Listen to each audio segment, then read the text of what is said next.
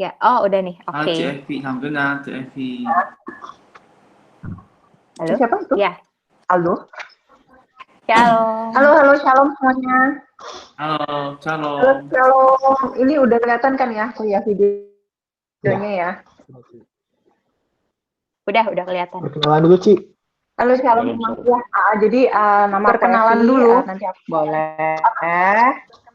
Tapi karena aku udah siapin slide, aku sambil pakai slideku ya, Ci. Oh boleh, iya.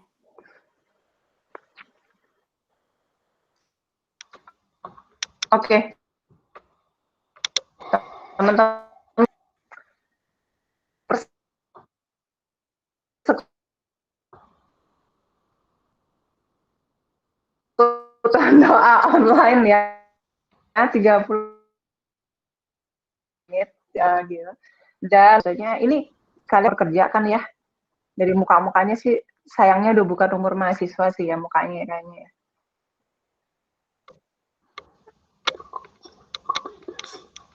Ada umur kerja bener nggak sih? Aduh, jawab dong biar Kak ini Masih bener. Kalau Aldo siapa tahu. Kalau yang lain-lain sih, nah ini waktu pertama kali dimintain Aldo di ini ya ditanyain kayak nggak salah Do, ini persekutuan Mbok gitu ya. Senin itu kalau buat kita yang hari yang gedebak-gedebuk lah istilah kalau dari aku ya gitu ya. Tapi aku bersyukur banget malam ini bisa ketemu sama teman-teman semua walaupun online ya. Sedikit perkenalan, nama aku Evi Krisna Setiawan, aku anggota dari komunitas Tritunggal Maha Kudus Jakarta, walaupun sekarang tinggalnya udah di Serpong ya. Asal aku Surabaya, jadi arek Surabaya, tapi dari lulus kuliah aku udah ngerantau ke sini, terus kerja di sini juga gitu. Nah sekarang aku kerja as marketing manager retail. Aku udah married dan sekarang itu tinggal di Gading Serpong sama keluargaku, sama suamiku ya, sama mertuaku dan sama kucingku gitu. Jadi itu sedikit perkenalan dari aku. Shalom juga buat teman-teman ya, senang sekali untuk dapat kesempatan ini. Nah malam ini aku mau share, tapi mungkin bukan ngajar rohani banget ya gitu ya. Maksudnya aku bukan tipikal yang ngomong rohani banget gitu, enggak. Tapi aku percaya kita sebagai anak Tuhan itu banyak hal sebenarnya yang sifatnya rohani itu sangat bisa kita aplikasiin di kehidupan kita sehari-hari. Nah, terutama dalam pertumbuhan. Jadi Aldo bilang tema besarnya kan ini selama beberapa waktu ini adalah tentang pertumbuhan ya. Nah, jadi tema aku yang aku mau share mungkin coba diskusi kali ya, share dan nanti kita bisa discuss atau tanya jawab. Malam ini lebih ke grow your gifts. Jadi gimana kita udah dikasih banyak talenta sama Tuhan ya. Jadi ketika kita ngomong talenta nggak melulu kayak ya pujian, penyembahan, ngajar gitu ya. Tapi banyak hal yang sehari-harinya kita punya itu sebenarnya adalah talenta yang dikasih Tuhan yang sebenarnya itu harus kita kembangkan gitu. Jadi akan berputarnya ya di sekitar itu, dan mungkin aku akan kasih banyak kayak contoh-contoh example, karena aku sendiri kerja di kantor ya profesional, jadi mungkin nanti akan banyak contoh-contoh yang sifatnya mengambil setting dunia kantor juga ya supaya lebih relevan aja. Oke, next. Ketika kita ngomongin bertumbuh nih ya, jadi kemarin tema besarnya bertumbuh gitu. Tapi sebetulnya buat apa sih teman-teman kita itu kok bertumbuh gitu ya. Jadi katanya berapa waktu lalu sempat ada temanya hidup baru. Kemudian 2 minggu lalu ada teman kita dari KTM juga sharing ya. Nah dari Sharon dia bahas mengenai apa pelayan utamanya siapa? Wah, pelayan utamanya siapa? Tanya dong teman kita Sharon 2 minggu lalu bahasnya apa? Todong langsung ya. Silakan bos. Bosnya mana sih? Silakan, bos. Bosnya yang mana sih? Mana BOS? Bosnya. Di sini bosnya. Oh, namanya Biondi Samputra ini ya? Halo Pak Bos. Halo Ci Evi. Iya. Mengampuni sih share. Ya, jadi boleh share mengampuni. Forgiveness ya. Jadi siaran 2 minggu lalu lebih ke bahas kayak halangan-halangan yang menghambat kita untuk bertumbuh secara rohani. Salah satunya kan kayak masih menyimpan luka, amarah gitu, di mana kita harus melepaskan dengan mengampuni gitu. Nah itu salah satu hambatannya. Tapi sebetulnya kayak, nah aku tanya lagi nih, tapi sejak awal semula kayak ngapain kita tuh sampai repot-repot untuk bertumbuh sih sebetulnya. Kayak karena ya banyak pun juga bilang bertumbuh itu bukan sesuatu nyaman, bener-bener nggak nyaman bertumbuh itu. Jadi dan kita kayak justru mestinya kan secara naluriah mencari sesuatu yang nyaman ya. Jadi kayak untuk apa sih sebetulnya kita tuh bertumbuh? Jadi at least ada 3 alasan teman-teman, kenapa kita perlu bertumbuh ya. Nah ketika ngomong bertumbuh ini, pertumbuhan rohani, pertumbuhan karakter juga gitu. Kenapa sih kita perlu bertumbuh? Yang pertama ya, teladan utama kita aja Tuhan Yesus itu tuh tumbuh gitu. Jadi, I mean kayak Tuhan Yesus itu nggak lahir karya gitu, enggak ya.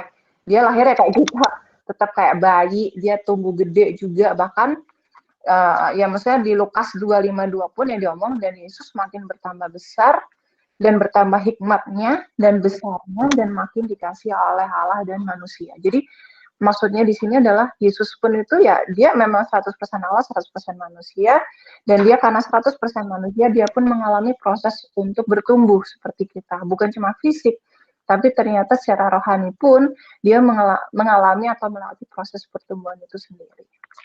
Kemudian yang kedua, kenapa kita perlu bertumbuh? Karena sebetulnya itu tanggung jawab kita. Nah, masih ingat perumpamaan tentang talenta ya, aku nggak akan bacain total, tapi intinya kan ada orang yang dikasih macam-macam ya, ada yang dikasih 3, 5, 10, 100 seperti itu. At the end itu tuannya nggak lihat kayak kamu 3 kali lipat, apa 5 kali lipat, apa 10 kali lipat, tapi yang dia lihat itu adalah apakah kamu apa ya melipat gandakan atau menumbuhkan talenta yang dikasih itu. Yang dikutuk itu bukan yang oh kamu cuma 2 kali lipat tumbuh, kamu nggak oke gitu, enggak gitu. Tetapi yang justru tanda petik ya dikutuk atau dianggap kayak misalnya hamba yang tidak bertanggung jawab adalah dia yang menyimpan talenta yang dikasih, menguburkannya di tanah, alias dengan kata lain dia tidak melakukan apa-apa terhadap talenta yang dia kasih. Jadi kita ini nih gitu ya, kita sebagai anak Tuhan, kita tuh punya tanggung jawab nggak cuma ke Tuhan yang kasih talenta itu, tapi juga tanggung jawab kita ya ke keluarga kita, ke komunitas kita nih ya, komunitas teman-teman komunitas panen ini gitu, dan ke kita sendiri gitu untuk mendevelop apa yang sudah Tuhan kasih di dalam diri kita. Dan ketika aku ngomong kayak apa yang Tuhan kasih, itu kembali lagi ya, nggak melulu tentang apa aja tentang pelayanan gitu enggak ya, tapi kayak iman, talenta, maksudnya talenta pelayanan, ngajar. Even kayak ada orang-orang yang secara khusus memang tergerak dipanggil punya jiwa sosial tinggi, itu pun Tuhan kasih loh, itu tuh berarti talenta juga panggilan. Atau kayak beberapa di antara kita juga diberi rahmat khusus punya jiwa leadership yang tinggi, itu pun rahmat gitu, dan itu adalah tanggung jawab kita untuk bisa develop itu untuk kita pakainya nanti setelah tumbuh pastinya kan berbuah nantinya. Dan yang kemudian, kenapa kita perlu bertumbuh? Karena ini ada satu ayat yang aku suka ya, jadi 1 Timotius 4 ayat 12 gitu. Intinya aku ngambil sisin, tapi jangan seorang pun menganggap engkau rendah karena engkau muda. Jadilah engkau teladan itu ya dalam perkataanmu, dalam pikiranmu, dalam tindakanmu, dan dalam teladan-teladan hidupmu gitu. Jadi kita pun walaupun misalnya secara umum orang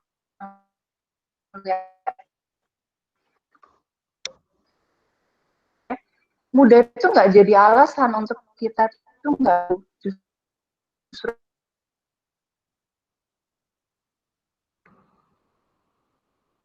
Tuhan itu makin punya ruang makin besar untuk berkarya melalui diri kita yang kita pun sudah bertumbuh itu tadi. Nah, ini setidaknya 3 alasan ya teman-teman ya kenapa kita bertumbuh gitu. Tapi kayak itu alasannya, and then sebetulnya tujuan kita untuk tumbuh itu apa sih gitu ya? Jadi ketika kita ngomong bertumbuh atau pertumbuhan spiritual itu ya, itu umumnya kayak akan orang yang kayak masuk surga gitu-gitu ya. Jadi kayak pertumbuhan spiritual kalau kita nangkepnya berarti kayak orangnya tiap hari rosario, tiap hari baca Alkitab seperti itu. Tapi itu kan sebenarnya upaya gitu, upaya yang kita lakukan. Tapi tujuannya itu sebenarnya apa sih? Tujuannya itu nggak lain dan nggak bukan ya setiap dari kita dipanggil untuk menjadi semakin serupa dengan Allah. Maksudnya kayak ya balik lagi klise gitu. Oh ya udah kita dipanggil serupa dengan Allah, menjadi gambar dan rupa Allah. Tapi let me tell you gitu, gambar dan rupa Allah itu orang tahu dari mana? Maksudnya kayak itu kayak somehow ketika kita ngomong abstrak gitu ya, kayak gimana ya maksudnya gambar dan rupa Allah gitu. Nah, gambar dan rupa Allah itu orang lain akan bisa lihat ketika mereka bisa melihat karakter Allah, karakter Tuhan dalam diri kita.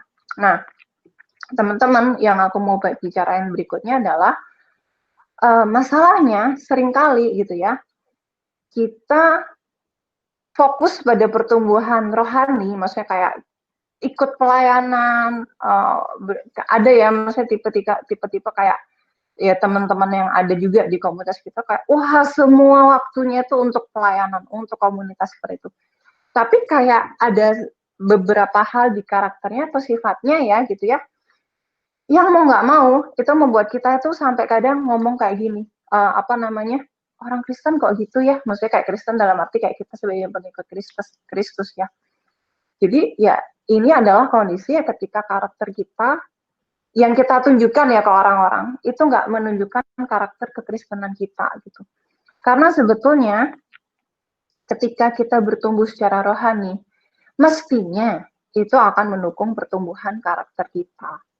Jadi apa ya, rohani ketika kita ngomong pertumbuhan rohani, doa segala macam, apa segala macam, itu buah paling kelihatan yaitu di karakter kita. Kita ada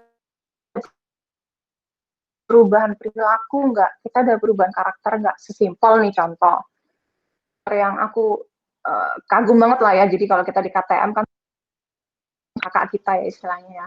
Nah, ada namanya Suster Skolastika. Dia itu mengumpamakan ketika kita bertumbuh ya, kita semakin menyatu dengan Allah, kita menjadi semakin serupa dengan Allah itu kayak kita itu kayu gitu ya, dan yang dibakar sampai kita lagi nggak bisa lihat kayak ketika kayu dibakar ya api unggun gitu ya, kita nggak bisa bedain lagi loh teman-teman mana kayu dan mana api karena itu sudah jadi satu. Dengan kata lain, ketika karakter kita makin dibentuk sama Tuhan gitu ya, kita tuh makin lama makin kelihatan seperti Tuhan. Analoginya seperti ini nih, waktu itu suster itu bilang dan aku selalu nempel sampai sekarang. Contoh, ini Evi nih, dengan segala cacat celaku gitu ya. Aku punya 10 tanduk nih di kepalaku gitu ya. Males, terus misalnya habis itu kayak sombong gitu ya. Malas, habis itu kayak apa suka ngomongin orang kayak gitu. Banyak banget tandukku gitu ya. Nah, ketika aku ngomong aku mau menjadi seperti Tuhan, itu nggak serta-merta semua tandukku hilang dan berganti menjadi halo. It's impossible gitu. Tetapi yang terjadi adalah setiap hal yang aku lakukan, setiap usaha yang aku lakukan untuk bertumbuh secara rohani, itu membuat aku satu langkah makin dekat sama Tuhan. Jadi aku di sini ya dengan 10 tandukku, Tuhan ada di sana gitu ya. Setiap langkah yang dimana aku mendekat, tandukku tuh makin lama makin copot gitu loh. Oke jadi 9, oke jalan mendekat lagi, oke jadi 8, oke jalan mendekat lagi, oke jadi 7, seperti itu.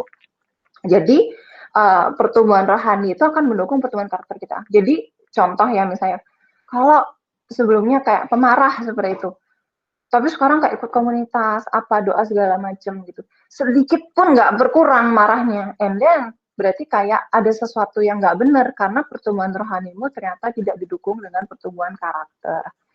Dan pertumbuhan karakter ini, to be honest, teman-teman yang paling bisa ngelihat itu bukan terutama dilihat ketika kita 2 jam bersekutu ya di persekutuan doa atau ketika kita di gereja, tapi karakter kita itu yang paling bisa ngerasain ya satu keluarga, kedua kerja ya rata-rata ya di kantor kita, settingan di kantor kita. Nah, next ini aku ada short video, ya video panjang sih, tapi aku mau tunjukin yang bagian depannya aja. Ini nggak sengaja waktu itu YouTube kayak apa ya, mensuggest video ini dan aku kena banget buat aku ya. Jadi aku play, ini seorang pendeta wanita, dia ngomongin tentang karakter. Tapi aku play di awal-awal aja. Terima berkat. Semoga suaranya masuk ya, kasih tahu suaranya. Kok tahu-tahu udah di sini. Maaf ya, mundur lagi ya. Semoga suaranya masuk ya. Mestinya masuk, aku gedein dulu. kita nggak boleh cuma hanya punya pemikiran pelayanan itu di gereja, itu yang mempermuliakan Allah. Salah. Dengerin, yang ngelihat kalian nyanyi di panggung hari ini cuma orang Kristen. Tapi yang ngelihat Anda kerja di luar sana mungkin banyak orang yang bukan anak Tuhan. Dan disitulah mimbarmu yang sesungguhnya. Anda nggak bisa rajin berdoa tapi nyolong. Rajin berdoa tapi malas. Gak bisa. Imanmu tidak boleh diskon kerja kerasmu. Justru. Oke, jadi aku setel videonya karena kalau enggak aku yang suruh teriak-teriak kayak gitu nggak bisa ya. Gitu. Tapi intinya waktu itu ngeliat itu tuh apa ya teman-teman, maksudnya kayak itu bener gitu. Kita bilang kita anak Tuhan, karakter kita itu karakter anak Tuhan. Itu bukan ditunjukkan ketika kita kayak Aldo nih, tadi tugas nyanyi pujian penyembahan gitu. Mungkin ada saatnya kita tugas di kayak PD kita atau sel kita gitu ya. Oh, melakukan pujian, penyembahan, renungan seperti itu, menyentuh banyak hati segala macam. Tetapi pelayanan kita yang sebenarnya itu bukan ketika kita ngesel di gereja, di komunitas, bukan. Pelayanan kita yang sebenarnya itu, dalam hal ini aku mau ngomong ya, itu di keluarga dan di lingkungan kerja kita. Karena ya ini sesuatu yang memang it's true gitu. May your character preach more loudly than your words gitu. Percuma kamu ngomong bagus atau apa, tapi secara karakter orang nggak ngeliat itu ada di karakter atau yang kamu lakukan sehari-hari. Nah, berikutnya maksudnya kayak nggak bisa kita ngomong kayak, oh aku mau tumbuh secara rohani gitu, tetapi karakter kita nggak tumbuh atau karakter kita justru bertentangan dengan apa yang kita inginkan. Maksudnya ketika kita tumbuh secara rohani, pastinya kita itu tadi ya, ingin karakter kita seperti Allah gitu. Nah, hanya tapi ketika ngomong karakter Allah kayak, wah, damai sejahtera, sukacita gitu ya, itu kayak agak ngawang ya kalau dilihat untuk settingan sehari-hari lah gitu, di kerja gitu.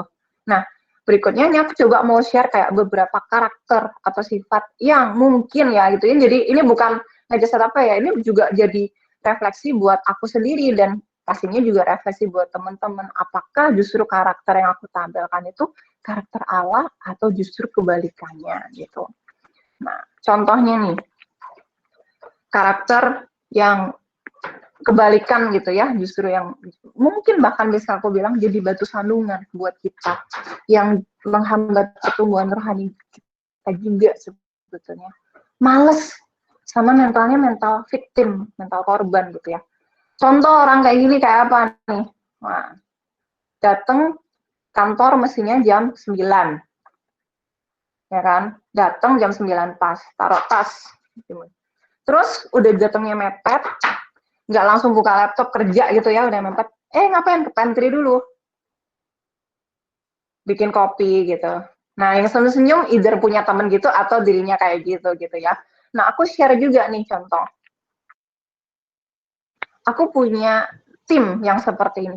Dan somehow itu juga kayak, apa ya, gregetan gitu ngelihatnya itu kayak udah datangnya mepet, datang itu kayak ya sambil apa ya, kadang orang kan postur itu kan kelihatan ya orang itu kayak passionate atau semangat atau udah jalannya kayak gitu ya ke pantry gitu ya, sarapan dia udah mepet datangnya, sarapan 20 menit buka buburnya dan sarapan di pantry 20 menit gitu. Nah kemudian baru lanjut ketika kerja pun gitu ya. Oke, sorry ini aku di info agak nge-lag ya. Oke, videoku aku matiin ya. Nah, habis itu oke, lebih jelas kah ini Aldo? Videonya aku matiin. Jelas kok, Ci. Oke, ya. Nah, ntar kabarin aja ya kalau misalnya nge-lag ya gitu ya. Nah, habis itu kayak contoh siang-siang gitu. Siang-siang kadang lewat tempatnya ya elah lagi kelihatannya kerja nih ya, posturnya kerja pakai laptop, dia taruh handphonenya di dekat area mouse di laptopnya gitu ya, nonton YouTube dong. I mean kayak, ya iya sih memang misalnya ketika aku tanya kerjanya udah beres, tetapi udah beres kan bisa tanya dong apa nextnya yang bisa mungkin kamu bisa tawarin kayak offer help ke tim yang lain gitu, atau kayak ngomong ke atasanmu kayak aku udah beres nih apalagi yang bisa aku lakuin seperti itu. Nah jadi sebenarnya kayak laziness dan victim mentality. Padahal ketika kita istilahnya ya panggilan kita sebagai untuk orang yang mau menunjukkan karakter Allah gitu ya, paling nggak jadi berkat di tempat kerja kita. karakter yang mestinya justru kita tunjukkan ya karakter yang proaktif sama karakter yang kerja keras. Nah, proaktif itu artinya apa sih? Proaktif itu agak sedikit beda ya teman-teman sama inisiatif gitu. Artinya orang yang fokus sama apa yang bisa dia kerjakan. Jadi kayak apa ya? Aku nggak tahu kalian pernah baca buku Seven Habits for Highly Effective People nggak, karangan Stephen Covey? It's my favorite ya. Jadi I do recommend you kalau belum baca mungkin kayak cari ininya gitu ya. Nah, intinya itu ngomongin 7 habit orang yang sangat efektif dan 7 habit yang umumnya ya bahwa orang itu jadi orang yang sukses. Karakter habit nomor 1 itu proaktif. Jadi ada hal-hal yang di luar yang bisa kita under circle yang bisa kita lakukan, ada hal-hal yang di luar pengaruh kita. Contoh, Senin pagi macet ya secara umum ya. Ya mengangguk-ngangguk saja lah ya, tapi ya kalau beruntunglah kalian kalau tempat kerjanya deket gitu ya. Tapi kebetulan aku Gading Serpong, kantorku tuh di daerah Lebak Bulus gitu. Jadi sebelum COVID teman-teman for information kayak aku bisa spend 1,5 jam sampai 2 jam ke kantor gitu. Nah, aku cerita gini bukan karena aku ini ya, maksudnya ketika kita ngomong gini itu pun buat aku juga refleksi lagi gitu ya. Nah, aku pernah ngomong nih ke timku yang lama gitu ya tentang ngasih materi ini gitu. Macet itu bukan hal yang bisa aku bukan hal yang under powerku. Maksudnya aku nggak bisa mengendalikan macet, bener nggak? Macet ya memang kayak gitu. Senin pagi ya macet gitu, di mana-mana ceritanya Senin pagi macet, apalagi hujan, kelar cerita. Tapi yang bisa aku lakukan, hal yang bisa aku lakukan untuk jadi orang yang proaktif, and then apa? Oke, kalau gitu setiap Senin aku berangkat let's say 15 menit atau 20 menit atau 30 menit lebih awal.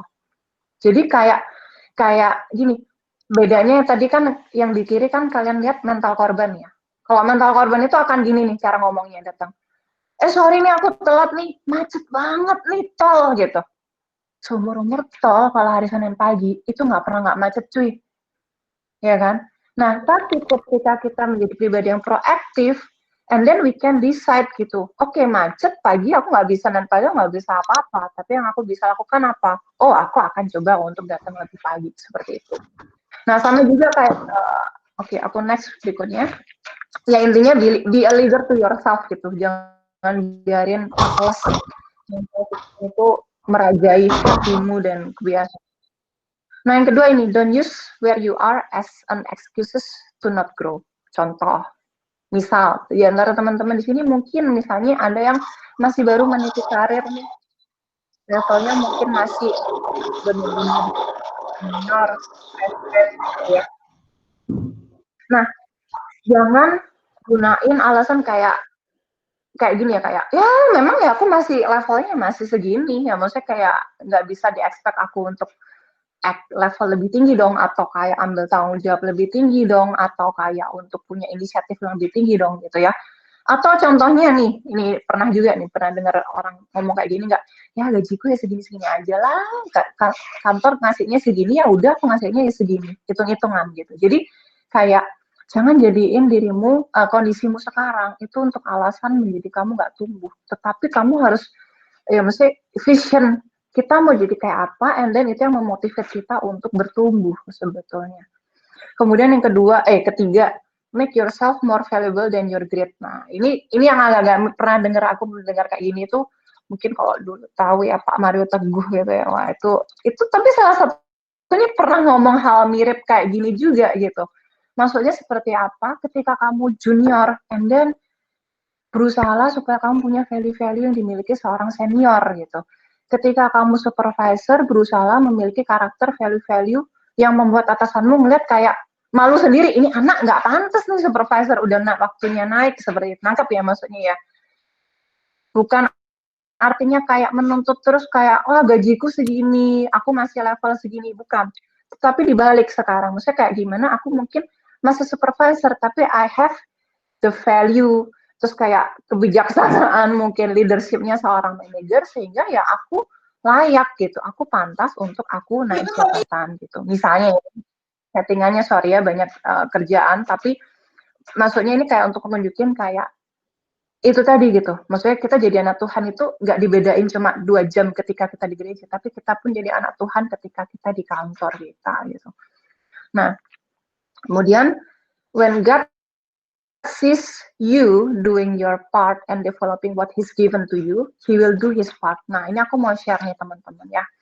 Pengalaman pribadiku yaitu sekarang aku bekerja sebagai seorang marketing manager ya di perusahaan retail gitu. And I am very happy about my my bidang gitu, marketing gitu ya, my expertise di marketing. Tapi main tebak-tebakan yuk. Boleh kalian nyalain ininya ya, mic-nya ya. Tebak aku kuliahnya apa dulu?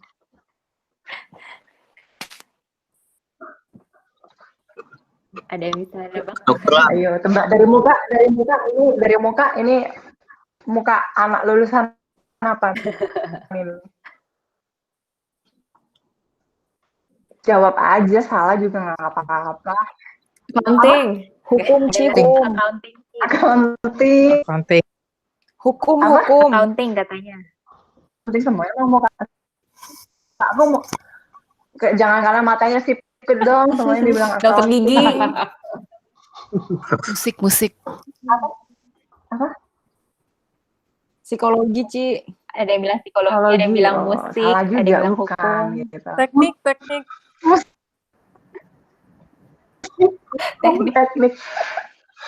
Diketahui nama di sini. Salah semua ya, salah semua ya. Jadi, oke, kuisnya saya tutup, hadiahnya nggak jadi saya kasih. Gitu. Aku lulusan apoteker, teman-teman, farmasi. Kelas dekat tuh tadi itu. Aku farmasi, aku apoteker. Mukanya muka kimia nih, mestinya gitu ya. Mestinya, gitu. Nah, tapi singkat cerita kayak menariknya gini, ketika lulus kuliah, aku apoteker farmasi. Awal kerja sempat di lab sebuah laboratorium uji obat 1,5 tahun, kemudian perusahaan farmasi multinasional 2 tahun, kemudian 3,5 tahun gitu ya. Nah, aku kerja di perusahaan farmasi di bidangnya pun sangat aku matiin lagi ya, sorry. Bidangnya pun sangat spesifik gitu, bidang farmasi. Jadi istilahnya aku bagian yang, namanya tuh pharmacovigilance, wah. Kayak nama apa itu ya gitu ya. Intinya itu bidang yang menanganin efek samping obat, very spesifik. Secara kalau kalian di kantor kita ada namanya appraisal ya, appraisal tiap 6 bulan atau ya 6 bulan ya umumnya ya, gitu. To be honest, untuk setiap kali appraisal aku selalu exceed nilaiku. Tapi sejujurnya aku nggak terlalu happy, gimana ya, maksudnya kayak I do my best, aku selalu kayak berusaha untuk lakuin terbaik di kerjaanku dan secara KPI, nilai itu kayak selalu memuaskan. Tapi memang aku tahu bahwa aku nggak terlalu enjoy gitu kerja di bidang ini, maksudnya kayak rutin, sangat rutin gitu, sampai pada level aku kayak bosan banget ya gitu ya. And then atasanku nanyain, kamu tertariknya kemana kan? Ini atasan yang sangat baik ya, dia atasanku. Aku bilang, aku kok kayaknya tertarik marketing ya. Tapi kalian bisa bayangin nggak, aku di perusahaan farmasi, bidangnya spesifik farmasi, itu bahkan aku sub bidang yang sangat spesialis namanya pharmacovigilance tadi ya, yang ngurusin efek samping. Tiba-tiba kayak ngomong, aku minatnya marketing, which is marketing itu kayak sangat dinamis, keluar sini, keluar sana, bikin iklan, kayak gitu ya. Jujur ya, maksudnya kayak dari mata manusia itu, ya maksudnya ya umumnya ya, kalian nggak akan lihat ada rute ke sana. Jujur, ini maksudnya bener-bener kayak nggak akan ada rute ke sana umumnya ya, gitu ya. Tapi yang aku imani ya, maksudnya saat ini ketika aku bisa lihat ke belakang ya, and connecting the dots gitu ya. Tapi atasanku waktu itu, dia mengerti itu aspirasiku, dia berusaha buka jalan dengan kasih aku tetap di marketing, tapi di bagian yang kurang lebihnya sehari-hari deketan nih sama orang marketing. Jadi sedikit banyak aku bisa belajar dari orang marketing. Dan aku move lagi ke perusahaan lain, di sana aku tetap jadi bidang ini, tapi karena atasanku yang baru ini juga kok tiba-tiba dengar aku punya aspirasi di bidang marketing, and then aku di-challenge tiba-tiba di bidang marketing karena seorang product manajernya resign. Jadi aku baru masuk di kantor baru, 3 bulan ada seorang product manager resign, and then aku tiba-tiba di-challenge. Ya, dan waktu itu dengan iman aku jawab iya gitu, dan aku jalanin 3 tahun di situ sebagai marketing. And then aku move baru ke perusahaan ini as a marketing. Jadi maksudnya tujuan aku cerita ini apa ya, maksudnya teman-teman? I mean kayak kalau dilihat dari mata manusia ya, secara umum itu seriously itu nggak ada rute ke arah sana gitu. Tetapi, oh ya, Evi untunglah, hoki lah, diberkatilah sama Tuhan. Tapi ketika aku coba juga untuk telaah, aku percaya iya Tuhan memang kasih berkat gitu. Tapi Tuhan nggak akan kasih berkat juga kalau aku sebelumnya tidak memberikan semua usahaku yang terbaik, sehingga secara karakter aku dipercaya sama atasanku, sehingga secara karakter aku juga dipercaya untuk challenge memegang sesuatu yang sama sekali loh ya. Aku nggak punya bayangan, dan for information ketika aku pertama kali lompat ke marketing di kantor itu ya, aku langsung bawain 14 orang di marketing. I mean kayak itu kayak bener-bener wow, nggak masuk akal gitu. Ya aku juga ngalamin jatuh bangunnya belajar juga gitu. Tetapi maksudku adalah Tuhan itu akan lakukan apa ya, Tuhan akan bertindak, Tuhan akan buka pintu gitu kan, kita sering dengar ya, ketika Tuhan sudah buka pintu, nggak ada seorang pun yang dapat menutupnya gitu ya. Yes, it is true gitu, tapi harus dimulai dari kita dulu gitu, kita melakukan apa yang menjadi bagian kita dulu, maksudnya baru Tuhan akan bertindak, seperti itu. Nah, contoh juga selain maksud cerita itu tadi ya, pengalaman pribadiku, Yusuf yang ini ya, yang 12 suku ya, dia kan bayangin, dari dibuang di sumur, kasihan banget ya, dijeblosin ke sumur sama saudara sendiri, dijual jadi budak di Mesir gitu ya. Tapi ya bayangin ya, kalau Yusuf punya mentalitas korban, ya Allah meratap kerjaannya ya, salah gua apa ya Tuhan, gua dijual saudara gua, dijeblosin ke sumur gitu ya, kerjaannya cuma meratap gitu ya. Dia nggak akan jadi Yusuf yang kita baca di Alkitab gitu. Karena kalau aku coba cari-cari ya, salah satu karakternya Yusuf adalah ketika dia di penjara ya, sampai dia bisa naik level kayak menjadi bendahara yang dipercaya rajanya gitu ya. Karena dia punya karakter-karakter yang akhlak mulia. Ini aku cari ya, dan aku nemuin akhlak mulia. Pribadi yang baik, pandai, cerdas, jujur. Sampai dia dipercaya sama rajanya gitu. I mean kayak di sini, dia nggak membiarkan kondisinya itu menghambatnya untuk tidak memberikan yang terbaik. Even sebagai budak ya, waktu itu dia budak di penjara pula gitu ya, dia tetap mendevelop gift-gift yang Tuhan kasih ke dia gitu. Dia ngegrowin apa yang Tuhan kasih ke dia, jujur, pintar, pandai, akhlak mulia gitu ya.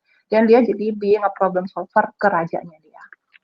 Jadi ini satu dulu ya, karakter yang justru mungkin jadi batu sandungan, dan bagaimana seharusnya karakter Allah yang harus kita tumbuhkan dalam diri kita. Kemudian kedua, wah ini marah sama gosip gitu ya, marah ya nggak cuma cowok sih, tapi umumnya mungkin cowok ya, tapi kalau gosip, nah ini umumnya ke cewek nih ya gitu ya, di kantor umum ini gitu ya. Nah, padahal ketika kita sebagai anak Allah, karakter yang harus kita tumbuhkan adalah karakter Allah, yaitu kita menghormati orang lain. Karena dengan respect itu kita meletakkan diri kita itu di sepatunya orang lain, ya kan? Dan kata kuncinya adalah supaya kita respect, seek first to understand, then to be understood. Jangan pengennya kayak dipahami mulu gitu. Kamu nggak ngerti aku sih, kamu nggak ngerti aku sih, kamu nggak ngerti aku sih gitu ya. Tetapi yang lebih dulu adalah apakah aku sudah berusaha untuk mengerti kamu. Nah, ini contoh yang baik juga kalau di antara kita nih punya tim di bawahnya, baik di tim di kantor, di pelayanan, di komunitas, atau entrepreneur nih yang punya pegawai ya. Di sini banyak muka calon bos atau muka bos juga udahan ya.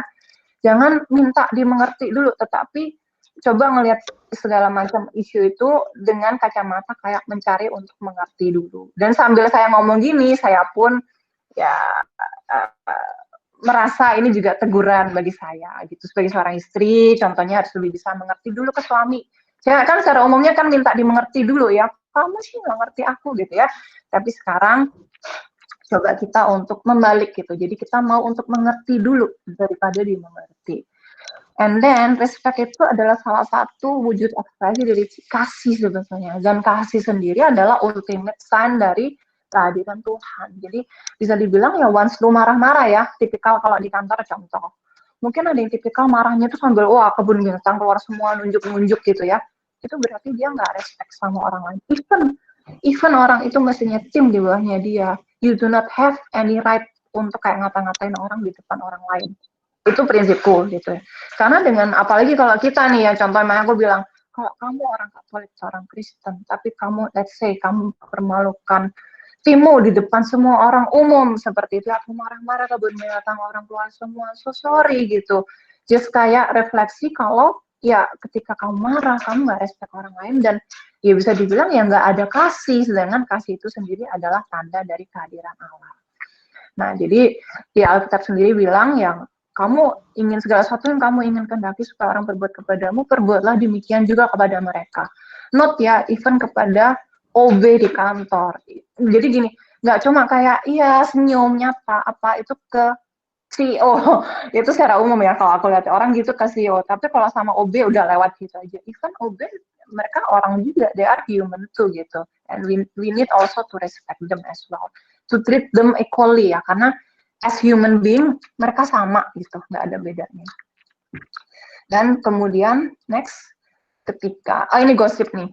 Nah, apa kata Alkitab tentang gosip? Tetapi hindarilah omongan yang kosong dan tak suci yang hanya menambah kefasikan. Nah, a bit sharing ya.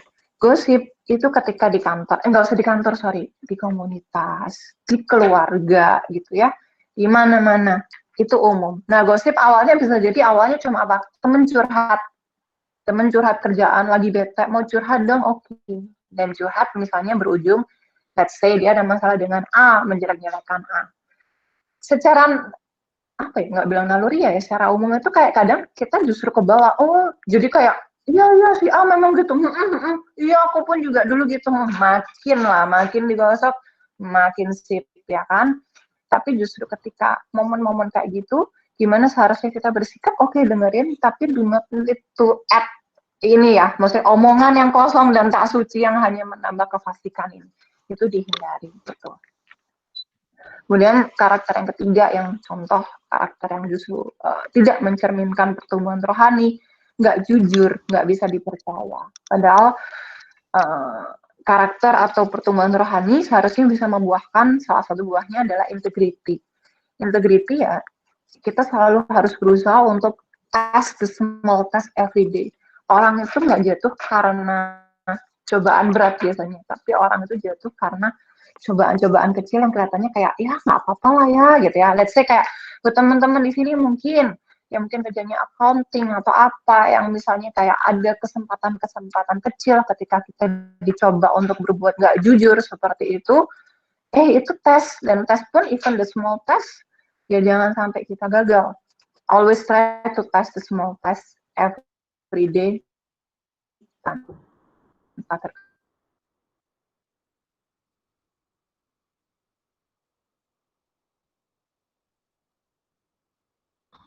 kecuali secara umum kerjaan ya, karena intinya kita takut dimarahin kan ya sama atasannya. Padahal sebetulnya ya, maksudnya ketika kita kerja gitu ya, ketika kita melakukan kesalahan dan kita ngakuin itu gitu ya, menurut aku sih ya, itu contoh ya, misalnya di kantor misalnya aku ada tim seperti itu ya, iya nih gue salah nih Mbak Evi, gini-gini mestinya nggak gini-gini. Gue akan respect loh sama itu, karena berarti kayak apa ya, artinya dia mengerti di mana dia salah dan dia mau untuk belajar melihat kesalahannya di mana dan belajar untuk nggak jatuh ke kesalahan yang sama sebetulnya. Dan ya buat aku sendiri juga ketika orang mengakui kesalahannya itu justru adalah tanda dari apa sebuah strength. Justru ketika orang berusaha menutupi, nggak jujur, bohong seperti itu tanda bahwa dia kecil ya mentalnya istilahnya. Jadi intinya you make a mistake gitu ya, admit it, correct it, and learn from it immediately gitu. What's the worst can happen sih kalau kamu kayak ngakuin kesalahanmu gitu. Justru secara umum itu adalah tanda yang nunjukin kayak integrity, karakter integrity yang kamu punya teman-teman. Jadi itu salah satu contoh juga ya, maksudnya kayak di mana pertumbuhan karakter kita harus bisa membuahkan pertumbuhan rohani kita harusnya bisa membuahkan pertumbuhan karakter, integritas yang jujur. Nah sebetulnya banyak hal-hal yang lain, tapi at least kayak kerja itu dulu nih yang aku mau bahas, aku mau sharing ke teman-teman karena mungkin itu yang umum ya kita temuin sehari-hari. Nah jadi intinya aku mau ngomong apa sih? Intinya aku mau ngomong bahwa kita ini kan ada di panen ini kan aku yakin komunitas rohani ya. Kita bersekutu, kita berdoa, saling mendukung untuk membuat kita itu bertumbuh secara rohani gitu dan bertumbuh secara karakter gitu. Tapi juga yaitu tadi intinya pertumbuhan atau pertumbuhan karakter atau buah-buah itu nggak bisa kita bedain gitu. Oh, cuma saat hari Minggu ke gereja gitu. Tapi justru 24/7 hidup kita yaitu yang menunjukkan pertumbuhan rohani kita melalui karakter kita gitu. Nah, ini yang tadi aku bilang ya, pengarang bukunya Seven Habits gitu ya. Ini ada quote yang kuat banget sih menurutku ya intinya, dan aku percaya ini gitu. So a thought reap an action, so an action reap a habit, so a habit reap a character, so a character reap a destiny. Jadi intinya menabur pemikiran itu kamu akan menuai tindakan. Jadi gini, once lu yang di pikiranmu atau mindsetmu tuh negatif, ya tindakanmu negatif. Tapi once yang kamu pikirin atau mindsetmu positif, kamu akan berusaha untuk positif. Contoh, kamu udah capek segala macam, dapat assignment yang susah. Mindsetmu susah. Yang kamu lakuin apa? Ya kamu akan males dan kayak ogah untuk ngerjainnya. Tetapi ketika kita set mindset kita bisa, coba gitu ya. And then kita akan set diri kita, actionnya adalah berusaha. Nah, apa yang kita menabur sebuah tindakan, kita menuai habit. Kita menabur habit, kita menuai karakter. Dan karakter yang kita tanam itu merupakan destiny atau nasib yang kita tuai seperti itu. Jadi ya selalu mulai dengan sesuatu yang positif dari pikiran kita. Dan ketika kita ngomongin pertumbuhan, teman-teman, memang itu nggak instan ya. Jadi growth itu nggak pernah otomatis, sayangnya ya. Growth itu takes effort gitu. Jadi ya growth itu takes blessing pastinya ya, karena semuanya rahmat awal itu memang dari Allah. Tadi yang aku bilang itu nggak otomatis, growth itu takes effort gitu ya. Butuh kerjasama kan. Ya iman itu semuanya, iman pun tanpa perbuatan mati gitu. Jadi memang butuh rahmat, tapi juga butuh perbuatan. And at the end, karena ini ngomongin growth, ada faktor namanya waktu. And then growth takes time. Jadi kayak ya memang, ya you too ya need to be patient with yourself. Kalau misalnya kamu udah berusaha, tapi karaktermu atau kayak attitude-mu gitu ya, masih kayak karakter atau attitude negatif yang misalnya kamu nggak suka gitu, atau nggak nunjukin karakter Kristus gitu. It's okay, sadarilah. Dan kembali lagi, nomor satu lagi, minta rahmat, usaha lagi, intinya seperti itu. And then,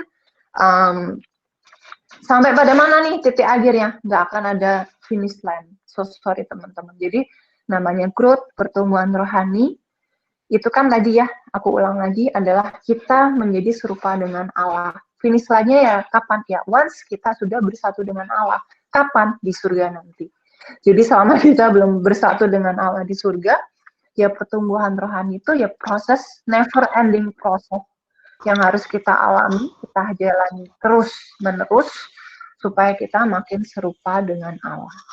Itu dulu mungkin ya yang aku sharing ke teman-teman. Berikutnya kalau ada mau diskusi atau tanya jawab, kalau waktunya masih memungkinkan, monggo. Oke, thank you Ci Evi. Kita mungkin tepuk tangan biar kedengeran. Boleh tambahkan tangan dulu. Thank you buat materinya. Masih ada banget kok waktu buat tanya jawab dan diskusi, dan mungkin kalau ada yang mau sharing tentang topik-topik yang tadi mau dibawa udah dibawain Ci Evi juga boleh ya Ci ya. Boleh banget. Iya. Tujuannya memang sebenarnya sharing ya supaya saling menguatkan. Betul, oke. Oh, tapi sebelumnya mungkin ada pesan sponsor dulu nih untuk teman-teman yang baru pertama kali join di Panen, bisa tulis nama sama emailnya nanti di comment box gitu, jadi nanti kita bisa dapat datanya juga. Gitu. Thank you. Oke, sekarang mungkin ada yang mau tanya, ada yang mau komen, ada yang mau sharing tentang topik-topik yang tadi udah dibawain Ci Evi. Jadi topiknya tentang growth ya tadi ya Ci ya, gimana caranya bertumbuh dalam bertumbuh secara rohani dan bertumbuh secara karakter juga gitu. Kayak itu dua hal yang saling berhubungan sebenarnya ya. Oke. Ada yang mau nanya? Kalau mau sharing juga nggak apa-apa loh. Ya. Sangat boleh ya pastinya ya. Kalau mau nanya bisa langsung nyalain videonya aja terus nanya, atau kalau nggak bisa nyalain video juga boleh chat di comment box-nya, nanti kita aku bacain di sini. Kalau misalkan malu-malu bisa japri salah satu orang, mungkin kayak japri Jos Oh iya. atau gue siapapun deh. Mau komen dong. Oh, mau komen. Oke, Biondi. Komen. CFD barusan ngingetin aku buat baca beres bukunya. Aku udah ada, Ci.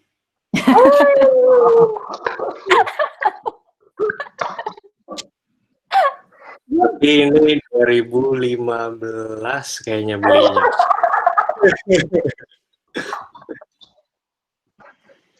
Belum Sampai sekarang nyampe. udah. Aku pun untungnya waktu itu training, karena training kan nggak kerasa ya. Kalau baca sih. Tapi Iya, di buku yang ke really recommend sih. Kalau kamu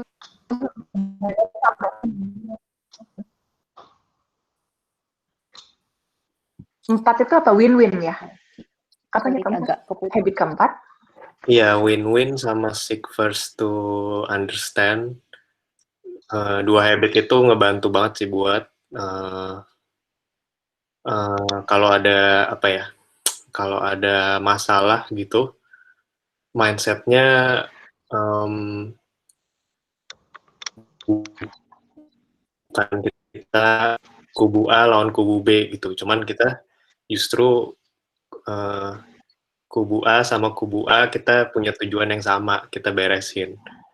Itu ngebantu banget sih buat ya kalau ada masalah, ya bukannya pengen menang, bukannya pengen ya gue berasa bener nih, argumen gue bener, argumen lu salah gitu. Tapi lebih ke ya udah common goal kita sebenarnya sama, dan apa sih yang bisa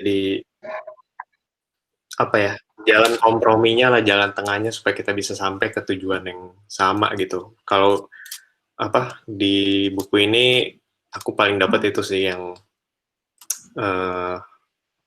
sangat berguna. Nice. Bisa direkomend ya. Kayaknya habis ini bakal coba cari online sih buat beli. Iya, padahal itu sebenarnya bukunya juga udah lumayan lama ya kayaknya. Sangat lama ya. Iya. Sangat lama, orang itu juga udah nggak ada di Stephen Covey. Iya. Oke. Thank you. Ada lagi nggak, Bi? Udah, itu doang. Thank you, Biondi. Mungkin yang lain ada lagi yang mau komen atau sharing? Lalu hening. Ini nggak bisa dipanggil nih kalau lagi online begini. Mau manggil satu nanti langsung ini.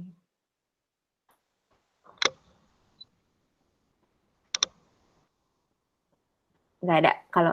Kalau nggak. Mau nanya kayaknya. Oke.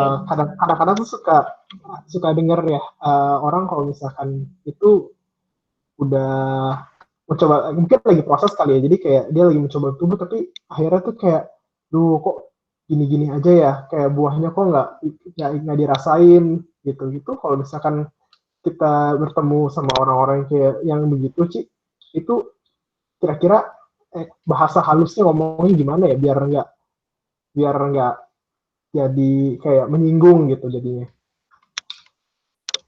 Kira-kira pahamkah?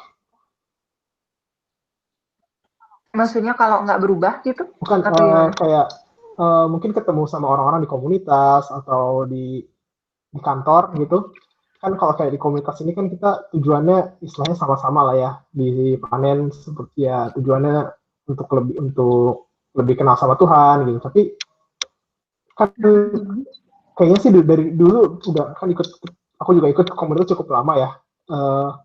Suka ketemu orang, aduh kok gue ikut komunitas segini-segini aja ya, kok buahnya nggak kerasa ya gitu. Nah, misalkan kita ketemu teman satu komunitas yang kayak gitu, kita sebaiknya kira-kira hal yang tepat kita lakukan tuh seperti apa ya? Tidak merasa bertumbuh gitu ya berarti maksudnya ya. Kok gitu-gitu aja gitu ya. Ya, mungkin analoginya kayak gini kali ya. Maksudnya kayak, sering nggak sih kayak kamu ketemu ponakan gitu ya, terus kamu bilang kayak, ya ampun, tahu-tahu udah gede gitu. Terus mamanya bilang, ya iya kamu ketemunya setahun sekali gitu. Ini yang gedein tiap hari ketemu mah kerasa gitu. Nah, mungkin maksudnya analoginya kayak ketika kita bertumbuh itu mungkin ya bisa jadi ya kayak contoh ya kita makan atau kita ini deh body kita sendiri aja, maksudnya kita mungkin nggak kerasa kayak oh tambah gemuk lah misalnya atau tambah gede atau tambah tinggi gitu, kita nggak akan kerasa karena misalnya kan kita yang ngerti day to day-nya gitu. Tapi mungkin yang paling bisa kerasa contoh ya memang ya dari keluarga kita seperti itu, atau dari orang-orang sekitar kita. Atau kalau memang kamu mau ya, maksudnya kayak, dan ini memang sangat baik sekali ya gitu. Ini pernah dilakukan oleh temanku gitu, misalnya contoh kayak, ini ngomongin karakter ya Dok ya, sorry bukan talenta, maksudnya kayak pujian ngajar gitu bukan kan ya? Karena kalau itu sih workshop gitu, latihan sih. Ini karakter. Nah jadi ini sharing temanku sendiri sih, memang dia kayak punya karakter yang agak sulit ya sulit, dan dia pun sadar sekali tentang ini gitu. Tapi dia mau berubah. Tapi memang ya bisa dibilang ya ketika kita orang mau berubah itu, apalagi itu misalnya udah mungkin sifat jelek atau apa, itu kan sulit dia sebetulnya memang gitu. Tapi paling enggak dia mau untuk berubah dulu gitu. Dan itu sesuatu yang harus diapresiasi sih sebetulnya. Karena mau untuk berubah aja itu udah satu step baik sekali. Maksudnya untuk butuh rahmat loh, untuk orang juga bisa kayak, aduh aku kok gini ya, aku mau berubah, itu butuh rahmat. Karena kalau enggak dia kayak nggak ngerasa ada yang salah, itu lebih susah lagi gitu. Nah, contoh waktu itu yang dilakukan temanku adalah dia benar-benar kayak minta feedback ke beberapa temen gitu ya, circle-nya. Jadi kayak dia nyediain, memang orang bisa kasih dia ke sebuah kertas gitu ya, tapi kayak anonim pun nggak apa-apa. Dia minta secara jujur kayak orang-orang menuliskan kayak contoh karakter-karakter apa yang mungkin kurang oke dari dia, yang dia mesti berubah, misalnya seperti itu. Nah, itu pun juga menurutku butuh kebesaran hati luar biasa, dan mengingat karakter yang sulit sebetulnya itu benar-benar sebuah langkah iman loh menurutku ya. Langkah iman sekali gitu untuk orang karakternya sulit, dia mau seperti itu gitu.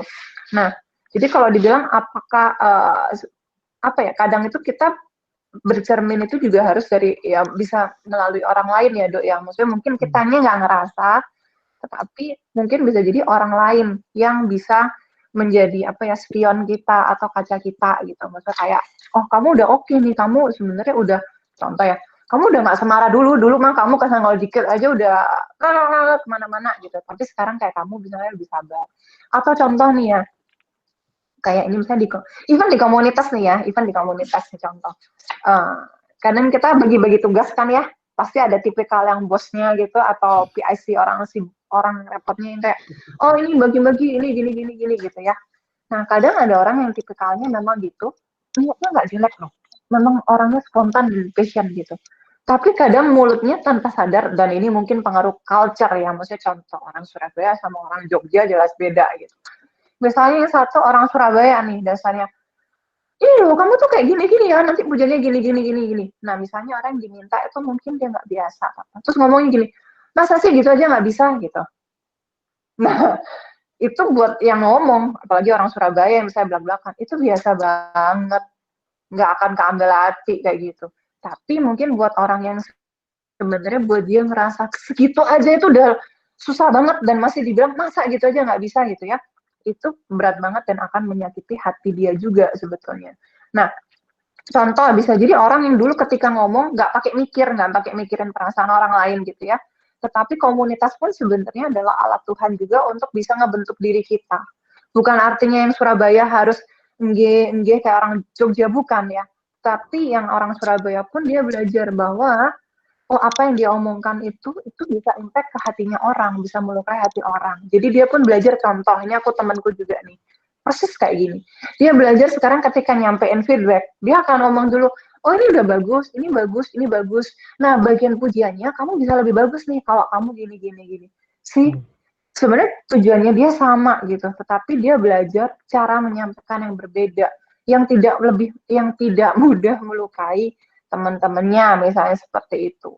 Jadi ya sebetulnya, maksudnya ketika komunitas seperti ini pun itu juga rahmat Tuhan sih, karena Tuhan pun juga menumbuhkan kita dan membentuk kita itu pun membentuk kita yang melalui teman-teman sekomunitas kita juga sebetulnya sih, Do. Jadi kalau ada teman yang nggak merasa berubah atau seperti apa yang harus kita lakukan, ya kita harus terus semangati sambil memang kita kasih feedback yang honest tapi dengan cara yang dia bisa terima seperti itu.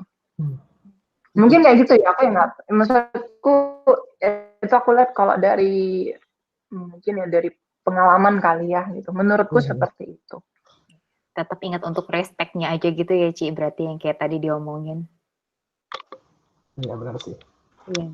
Tetap ingat untuk yang tadi poinnya untuk respect orang lain gitu. Jadi kalau kita yang salah pun kan kita pasti nggak mau ditegurnya di depan orang banyak dan apalagi dengan kata-kata yang nyakitin gitu.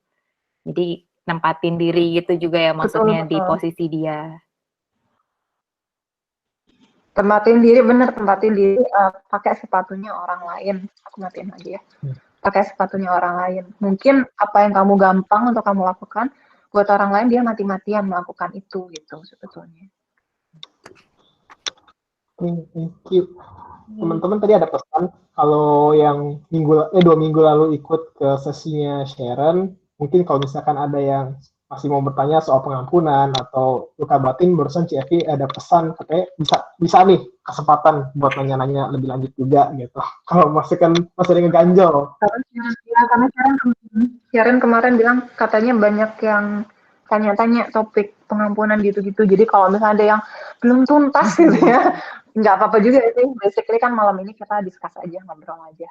Karena ya memang itu yang saya salah satu memang penghambat pertumbuhan. Aku sangat setuju yaitu kelekatan dan keterikatan dengan luka masa lalu atau kemarahan, nyimpan dendam seperti itu. Jangan malu-malu. Hotline-nya tetap dibuka, ya kan Kak Ajas? Bisa minggu lalu. Disilang dari yang minggu lalu ya topiknya. Iya, disilang. Minggu lalu soalnya waktunya tiba-tiba hilang aja gitu. Iya. Melisa mau nanya? Oh, ada. Melisa ya? Ini bukan menjorokkan ya, tapi kelihatan gerak-gerak tadi soal suaranya. Oh. Gak apa-apa, siapa tahu memang benar. Itu soalnya nggak kedengeran. Kayaknya Melisa mau tanya deh gitu. Iya. Kita bisa latihan dari sekarang ya, Ci. Lama itu dong. Gimana? Mungkin kalau susah, maksudnya nggak bisa ngomong, bisa di chat aja, di message. Ya, dan mungkin nyambungin sama yang sedikit nyambungin yang Sharon juga infokan yang sebelumnya ya. Karena luka-luka atau luka-luka sebetulnya pengampunan itu maksudnya adalah penghambat juga.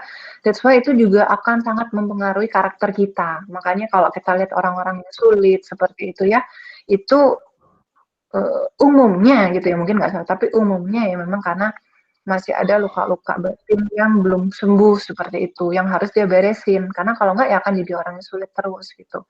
That's why kalau misalnya kayak contoh ya, rajin doa, rajin pelayanan segala macam, tapi tidak mau menghadapi lukanya, tidak mau mengangkat lukanya dan menyembuhkannya, itu akan progresnya lambat gitu, misalnya pertumbuhannya lambat. Kenapa? Karena ya masih ada akar, misalnya ya, masih ada bakterinya yang harus dia obati gitu. Karena kalau enggak ya mungkin kayak kamu pelayanan, kamu apa itu cuma sekedar remedi kayak Panadolnya doang gitu. Tetapi antibiotik yang harusnya kamu minum untuk ngehajar atau ngebunuh si bakterinya, Ya itu nggak kamu minum, kamu nggak berani. Misalnya karena menghadapi luka batin itu memang butuh keberanian, proses, dan ya sakit ya memang ya proses untuk penyembuhannya itu gitu. Jadi that's why maksudnya memang berhubungan sih. Biasanya ketika masih banyak sekali luka batin itu akan juga menghambat karakter kita gitu. Menjadi karakter yang sulit. Oke. Mungkin aku mau nanya juga Ini kemarin kita di Ci, KTM ke ada yang acara soal luka batin itu tadi. Aku nggak tahu ini udah dibahas atau belum 2 minggu lalu, soalnya aku nggak sempat ikut yang tentang forgiveness itu. Cuma berkaitan yang tadi soal Ci bilang luka batin gitu, kan katanya kalau maksudnya banyak luka batin atau maksudnya ada luka batin yang belum terselesaikan itu akan ngefek ke perilaku atau mungkin ke karakter kita dan perilaku kita gitu ya ke orang lain. Tapi mungkin nggak sih Ci ada luka batin yang mungkin kita sendiri tuh nggak sadar kita tuh ada luka batin itu gitu loh. Kalau misalnya lebih tepatnya. Iya, nggak apa-apa, aku dengerin dulu, sorry. Oh ya, nggak maksudnya kepikiran aja sih kalau mungkin kalau misalnya kita nggak sadar kita punya luka batin itu, tapi ternyata itu tuh berpengaruh ke kehidupan kita. Nah itu cara dalam tanda kutip menyadarkan dirinya tuh gimana? Oke, mungkin aku nggak tahu angka sih ya. Mungkin kalau ada teman psikologi di sini akan bisa ngebantu ya gitu ya.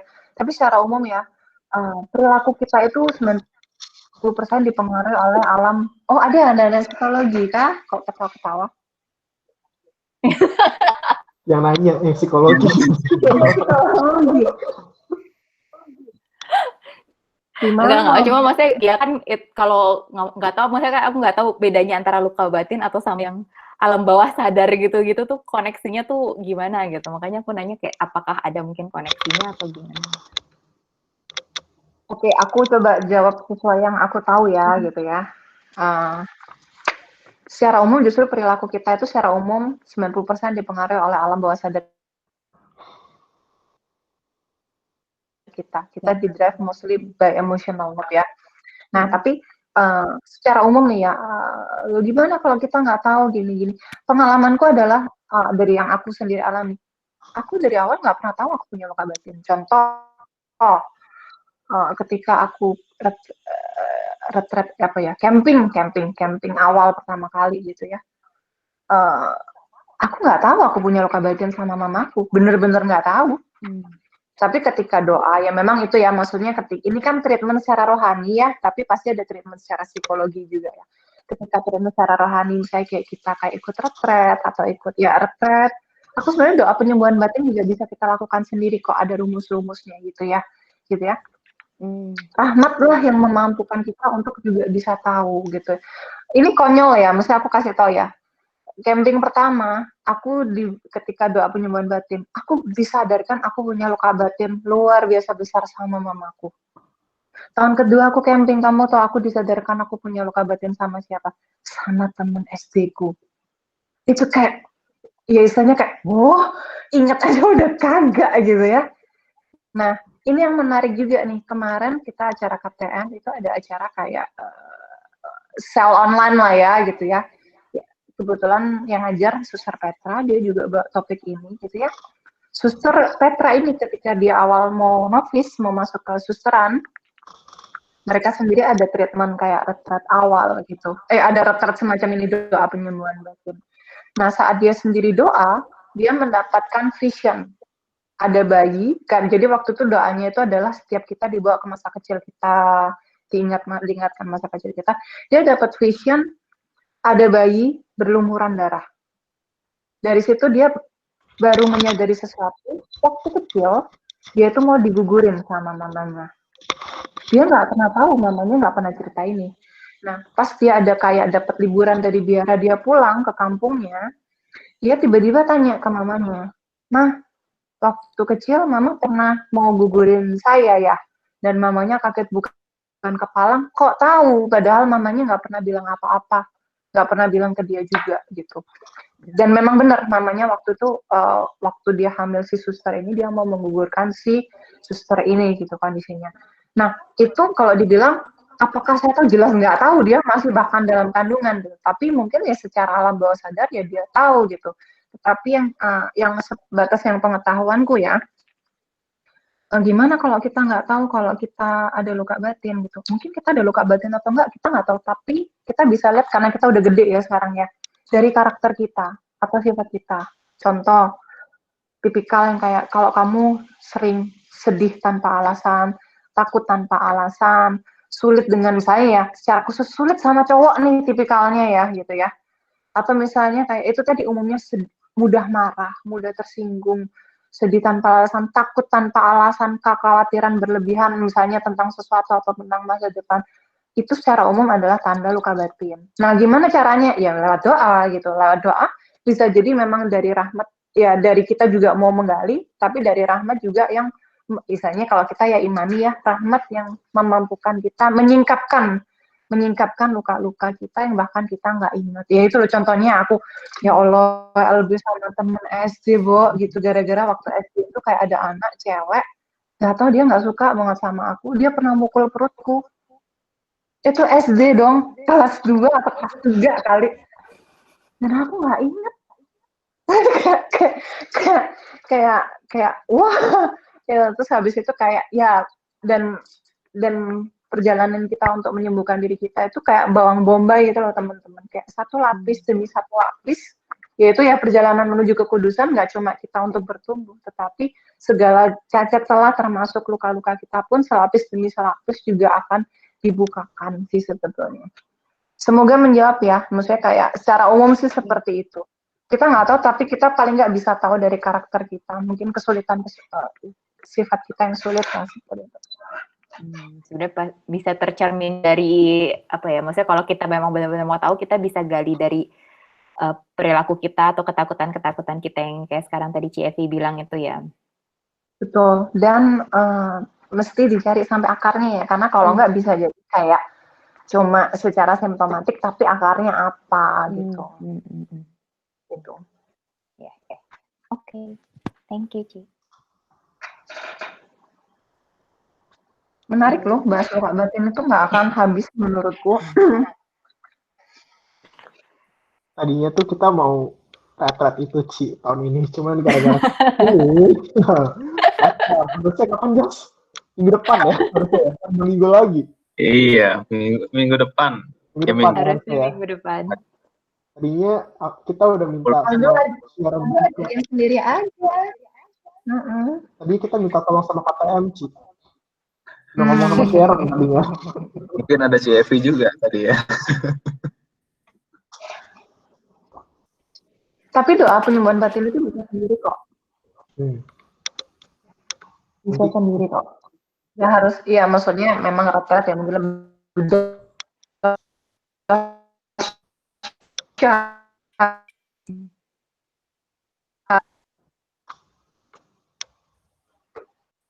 Cik, ngelek-ngelek Cik. Iya. Iya sih, kayaknya agak ngelek. Nah. Ya, intinya ya aku tadi bilang doa penyembuhan batin itu bisa dilakukan sendiri, nggak harus retret sebetulnya. Oke. Mungkin nanti kalau CFI ada apa, maksudnya materi atau sumbernya yang bisa di-share, boleh di-share ke aku, ntar aku bisa share ke teman-teman. Apa tentang apa PLB kah? Itu. Tentang PLB kah? Oh, doanya, tentang doanya. Rumusan doanya tadi kan katanya ada ya? Ada. Tapi kalau itu rumusan doa panjang ya. Tapi itu maksudnya kalau benar-benar bentuknya ibadat gitu loh. Ada bukunya Pak. Ibadat ya? Secara umum ya, mungkin secara umum aku share tipsnya aja ya. Maksudnya kayak kalau mau doa pribadi, ambil yang benar-benar waktu, kasih 1 jam misalnya gitu ya. Dan kayak kamu tahu nih, misalnya kayak kamu mau mengampuni apa atau siapa atau momen apa gitu ya. Ya dengan iman kita percaya bahwa Tuhan bisa nyembuhin, kita mau mengampuni juga gitu ya. Kalau bisa terima kasih tobat lebih bagus gitu. Ini secara umum sih, maksudnya kalau versi gampangnya ya gitu ya.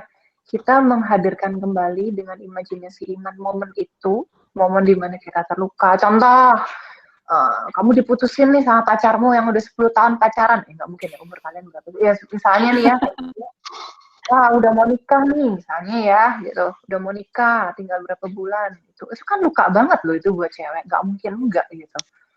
Nah, ya bener-bener ambil waktu, ambil ruangan sendiri yang nyaman, yang ketika kalau kamu nangis kayak apapun juga nggak akan digedor tetangga istilahnya.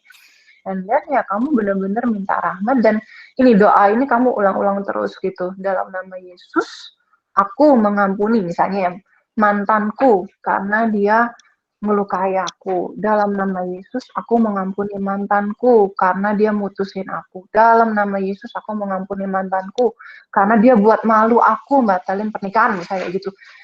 Be as honest as you can be menurutku kalau selama kamu soal PLB, dan kayak itu ulang-ulang aja. Lu mau nangis mewek cungkir balik nggak apa-apa, memang penyembuhan itu sakit, tapi ya I mean kayak setelah kamu keluar pun, tapi that's why ya dalam doanya kan dalam nama Yesus gitu, karena kita percaya kalau pakai kita sendiri mungkin kita berat, tetapi dalam nama Yesus kita dimampukan untuk kita bisa mengampuni momen-momen dan orang yang menyakitkan kita itu tadi gitu.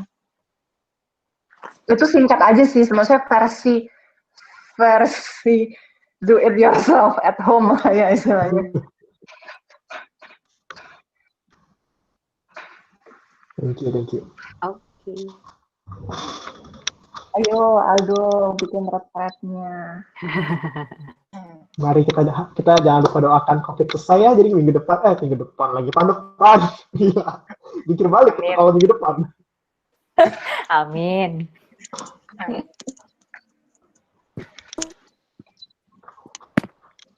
Mungkin ada yang lain lagi yang mau komen atau sharing soal yang tadi juga boleh, yang kayak kan memang topik kita hari ini tentang growth, tentang pertumbuhan karakter dan rohani.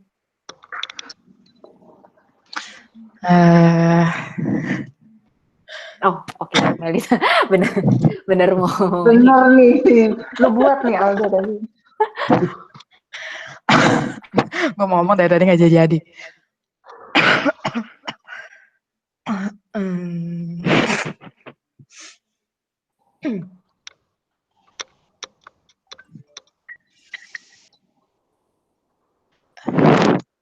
Ini sih kayak apa ya, bukan melanjutin sih, tapi kayak ada yang tadi nyerempet terakhir yang Vicky bilang itu ya, boleh nggak sih?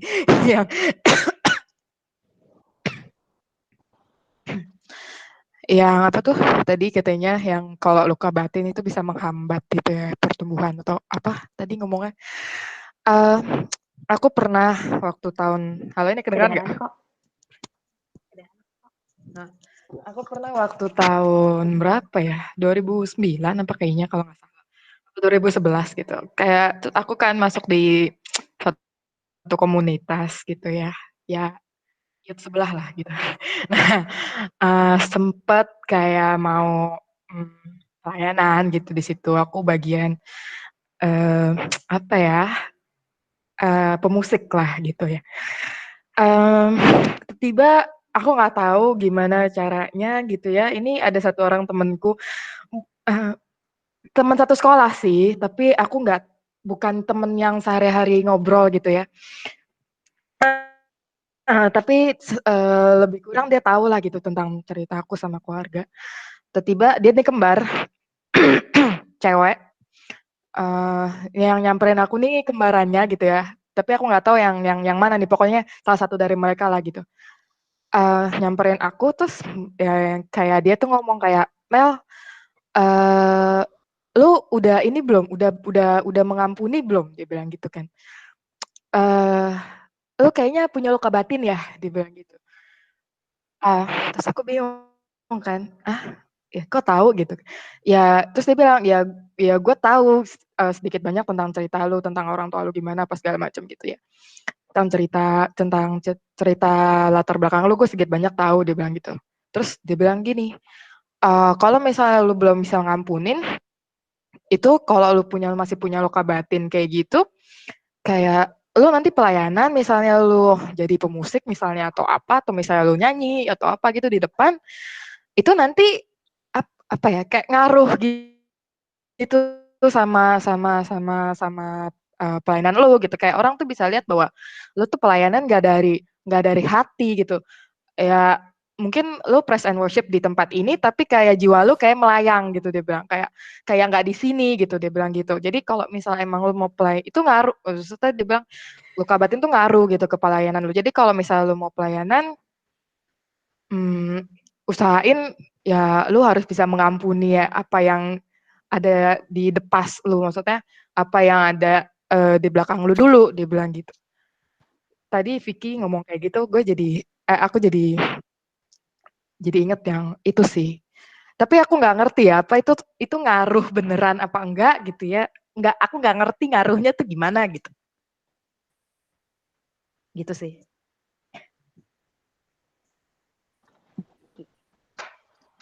Iya, nangkep.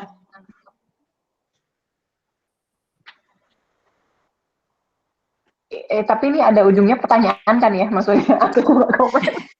Ya, gimana ngaruhnya Ci dari si efek luka batin itu ke kalau mau pelayanan?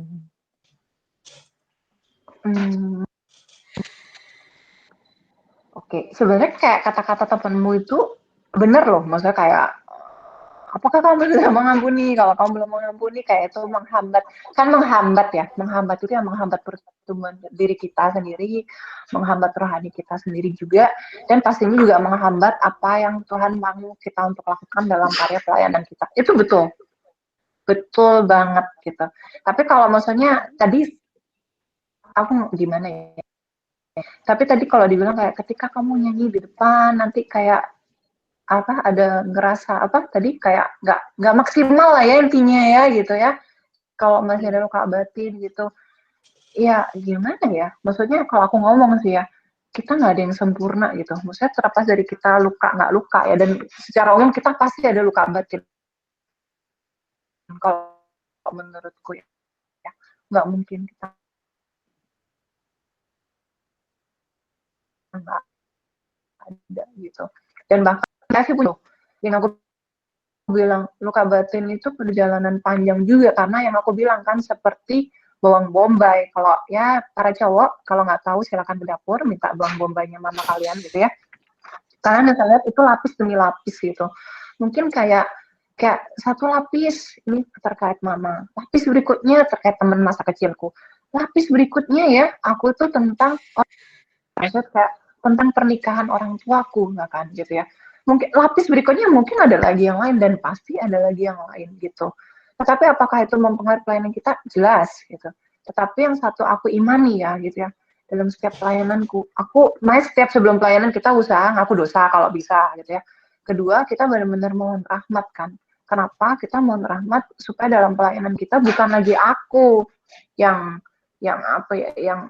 bekerja, di aku yang berkarya gitu, tetapi Tuhan sendiri yang di dalam aku gitu yang berkarya gitu. Jadi istilahnya ketika kita melayani dan kita mau berserah memberikan diri kita ya dalam pelayanan kita ya, yang aku imani ya Tuhan yang berkarya gitu, bukan lagi aku dan segala kelemahanku gitu, tetapi Roh Allah lah yang mengatasi segala kelemahanku, dialah yang hadir gitu. Jadi let's say ya, ketika kamu tuh dan contoh yang WL nih umatnya sampai nangis atau ngajar, wah umatnya nangis semua gitu ya, it's not about you, itu bukan karena kamu gitu, tetapi roh Tuhan sendiri, roh kudus sendiri yang menggerakkan hati, mungkin mereka tersentuh, ada yang mereka dapatkan, dan misalnya ada buah perdebatan, itu lebih penting ya. Jadi misalnya kalau kita ngajar atau apapun itu, gak usah dilihat dari emosional lah, nangis lah, atau orang apa, ada buah pertobatannya itu yang sebenarnya lebih penting gitu. Jadi omongan temenmu nggak salah, tapi kalau bagiku, kalau menurutku, apakah kayak pelayananmu jadi kayak nggak afdol? Enggak. Karena justru kalau kayak gitu, masa kita mau nunggu jadi santa buat kita ngelayanin, kan ya nggak mungkin juga ya. Kan ya maksudnya di Alkitab pun ada ngomong justru dalam kelemahanku lah kuasamu jadi sempurna kan gitu. I mean kayak Tapi bukan berarti artinya kayak kubang bermalas-malasan dalam setiap kelemahan dan luka batin. Aku tahu aku luka batin, tapi aku nggak ngapa-ngapain. Itu salah juga gitu. Tapi maksudnya kalau itu menghambat kita, membuat kita untuk tidak mau melayani atau apa, justru hati-hati kalau aku bilang itu cara iblis juga untuk bisa menghambat karyamu melalui kesombongan rohani gitu. Nggak akan ada orang sempurna dan suci yang misalnya kayak kamu nunggu sempurna dan suci dulu baru mau melayani. I'm so sorry, kita nggak akan ada pelayanan kalau kayak gitu.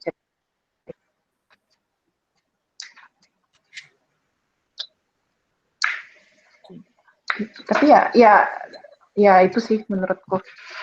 Tapi ya itu intinya memang sebelum mulai pelayanan pun ya minta rahmat sih, itu yang paling penting ya, karena ya bukan kita sih, tapi ya Tuhan yang di dalam kita. Ada amin, amin. Amin. Amin. Kalau di KTM udah dijewer nih aku. Ada amin, amin. Oke. Ada lagi kah? Ada mungkin satu atau maksimal 2 lagi kali ya, kita kalau ada yang mau sharing atau masih ada yang mau cerita. Terus semuanya sudah sangat jelas dengan topik malam ini, berarti Ci bahwa ini udah super clear dan ini ya, semuanya tinggal prakteknya aja ya Ci. Biasanya kalau game antara super jelas atau super ngawang. Iya, pembagiannya 2 itu aja. Ci, ada yang nanya nih, slide-nya boleh di-share nggak? Boleh, ntar aku email aja ya. Oke. Nanti di-email ke Dodo kali ya. Iya.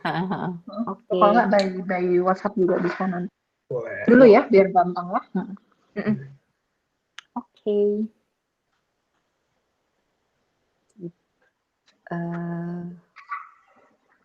Sama-sama.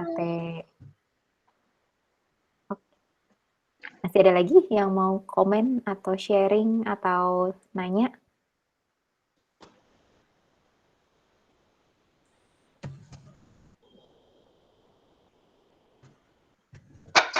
Kayaknya nggak ada. Oke. Kalau nggak ada, udah jelas untuk Ci Vicky dan Ci Evi ya. Udah jelas ternyata. Mungkin kalau gitu sebelum kita tutup mungkin ada pengumuman dulu kali ya, sambil di menit-menit terakhir kalau ada yang masih malu-malu belum sampai hati nanya setelah pengumuman gitu. Ada pengumuman kah? Biasanya tutup doa dulu sih, Fik. Oh, mau tutup doa dulu. Oke, Iya, kalau gitu kita tutup doa dulu. Ci Evi boleh minta tolong tutup doa? Boleh dong. Jadi mau pakai lagu atau enggak, Ci? Aku sih prefer pakai lagu, tapi nggak tahu nge-lag nggak ya. Oke, dari aku lagi berarti ya? Aku tetap Lagunya- nyalain itu ya, nanti aku yang doa. Boleh. Oke. Lagunya sama yang tadi diminta ya berarti ya? Aldo yang nyanyi kan ya? Bentar ya. Oh, ini di sini. Oke, lagunya udah di-share ya liriknya. Udah pada tahu ya, teman-teman. Come Holy Spirit. Oke. Kan kali ini live. Kalau tadi nggak live. Oh iya, tadi keren banget rekaman ya. Biar nggak nge-lag ini.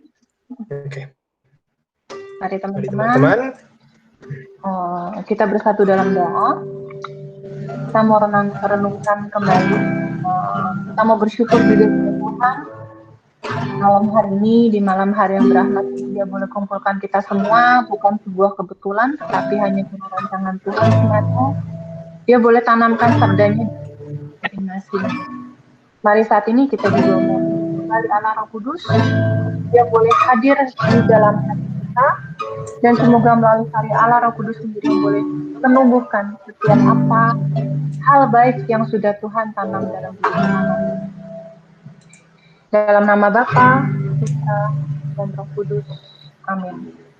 Bersama kita mau nyanyikan Come Holy Spirit.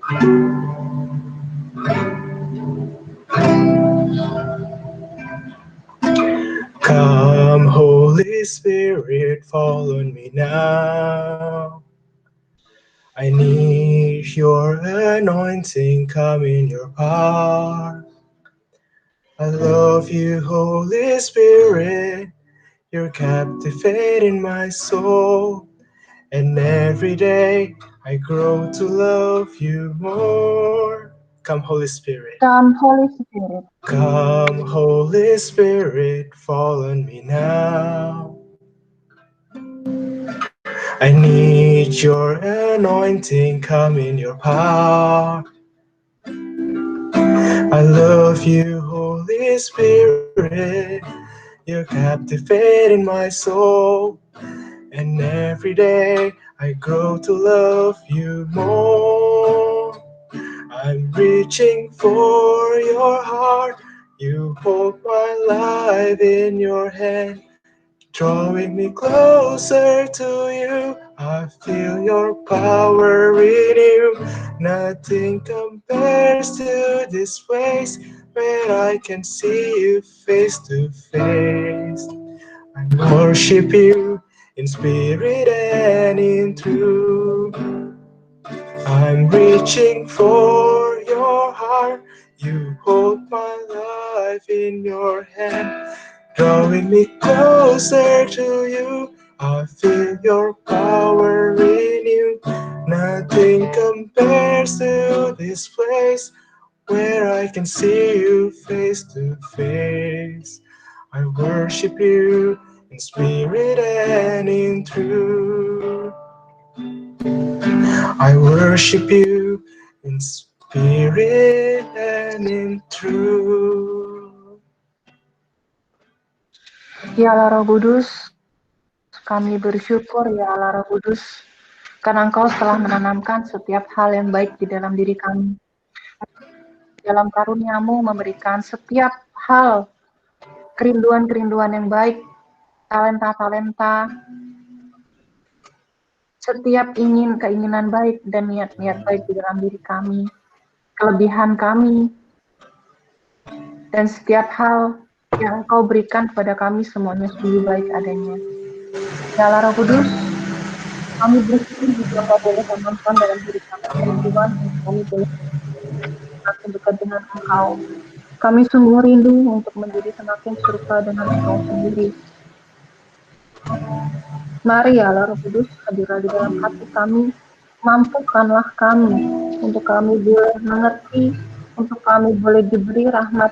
Hari demi hari kami boleh bertumbuh, semakin kuat dan semakin besar di dalam Engkau. Bukan untuk kehebatan kami, bukan untuk kuat kami sendiri atau kesombongan kami, tetapi melalui kami yang semakin besar, kami yang semakin kuat juga, nama-Mu Tuhan juga boleh dipermuliakan.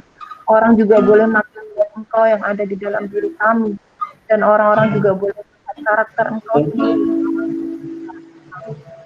Kami bersyukur untuk setiap rahmat yang Engkau berikan.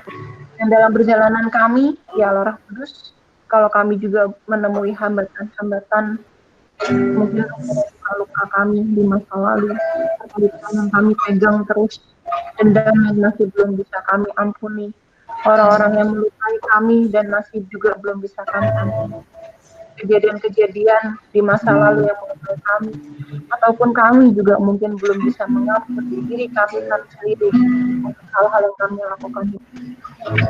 Dan yang kami juga boleh ungkapkan, Engkau juga boleh beri rahmat bagi kami. Berikanlah kepada kami rahmat untuk kami boleh mengampuni, mengambil langkah pengampunan, sehingga kami pun boleh makin berjalan dengan bebas, boleh makin bertumbuh menjadi semakin kuat di dalam Engkau. Terima kasih Allah Roh Kudus untuk malam yang penuh rahmat ini. Terima kasih untuk komunitas kami ini, dan terima kasih selalu setia menyertai setiap perjalanan hidup kami. Kami mau persembahkan hari ini dan sisa hari ini ya Allah Roh Kudus ke dalam penyelenggaraanmu. Penuhilah kami sehingga kami juga boleh beristirahat dengan tenang, dan kami juga boleh menjalani hari-hari kami ke depan, berjalan di dalam terang cahaya. Terima kasih ya Tuhan. Semua doa-doa ini kami sampaikan kepadamu melalui doa yang diajarkan oleh Yesus Kristus. Bapa kami yang ada di dalam surga, dimuliakan namamu, datanglah kerajaanmu, jadilah kehendakmu di atas bumi seperti di dalam surga. Berilah kami rezeki kami pada hari ini, dan ampunilah kesalahan kami, seperti kami pun mengampuni yang bersalah kepada kami. Dan janganlah masukkan kami ke dalam pencobaan, tetapi bebaskanlah kami dari jahat. Amin. Bunda, Engkau yang selalu ada bersama kami. Mari ya Bunda, Engkau sendiri yang juga boleh menyertai Tuhan Yesus, juga boleh melihat Tuhan Yesus bertumbuh. Hadirlah ya Bunda dalam setiap proses pertumbuhan kami, dan dukunglah kami selalu ya Bunda. Salam Maria, penuh rahmat Tuhan bersamamu. Terpujilah Engkau di antara wanita, dan terpujilah buah tubuhmu Yesus. Santa Maria Bunda Allah, doakanlah kami yang berdosa ini sekarang dan waktu kami mati. Amin. Kemuliaan kepada Bapa, Putra, dan Roh Kudus, seperti pada permulaan, sekarang, dan selamanya. Amin. Dalam nama Bapa, Putra, dan Roh Kudus. Amin. Terima kasih, Aduh. Thank you. Thank you. Halo. Thank you, Ci Thank Evi. you. Terima kasih Ci Evi itu Terima untuk kasih. doa dari Rosi, katanya terima kasih banyak untuk doa, materi, dan Terima sharingnya. kasih, sama-sama. Jadi, Thank you. lanjutannya, Oke, perlu foto dulu? Foto Oh. online? boleh mungkin sebelum pada hilang. Itu apa pengumuman? Ayo, pengumuman, Foto pengumuman. dulu atau pengumuman dulu? Sembari menunggu kali. Sembari Pengumuman boleh. menunggu ini ya. Sembari Muka-mukanya menunggu awal. muka-mukanya muncul, boleh dibacain dulu pengumumannya.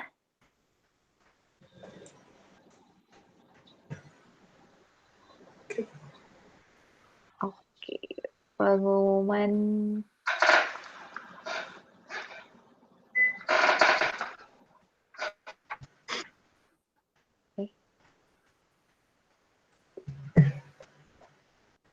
Oke.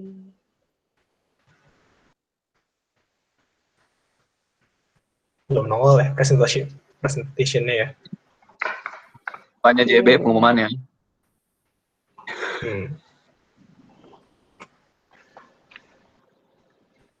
Belum nih ini. Oh nggak bisa, ya udahlah disebutin aja. MC kan yang Iya. cuma sharing doang. Udah ngomong. Oh, udah keluar. Oh, keluar. Nah, nih. Thank you teman-teman untuk join panen sessionnya buat di malam ini.